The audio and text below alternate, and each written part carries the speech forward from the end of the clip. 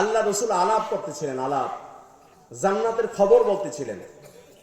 তখন আল্লাহ রসুল বলেন, একজন কৃষক বান্দা জান্নাতে যাবে। কৃষক বান্দা, কৃষককে কে হাত জাগান, একটু কষ্ট করলেও হাত জাগান না, জাগান।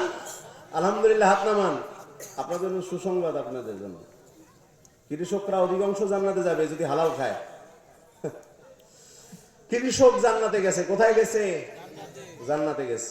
বয়ান করবে প্রধান বক্তা, আমি একটু গল্প করবো, ওই বয়ান করে মজা পাবো না, বুঝলেন তো? 8-9 মাস পর একটু ভাগে পাইছি আপনাদের সামনে বসা। আল্লাহ আবার কবে বসায় আল্লাহ জানে।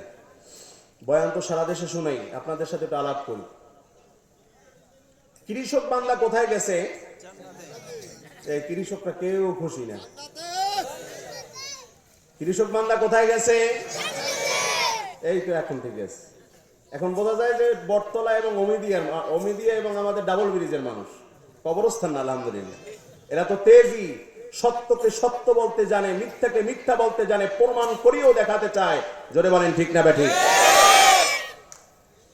এই হলো বটতলা, অমিদিয়া এবং ডাবল ব্রিজের মানুষের পরিচয়। কে কি বলবে আর কে কি না বলবে দেখার সময় নেই।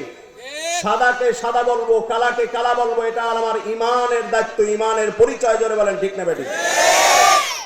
আলহামদুলিল্লাহ, কৃষক জান্নাতে গেছে।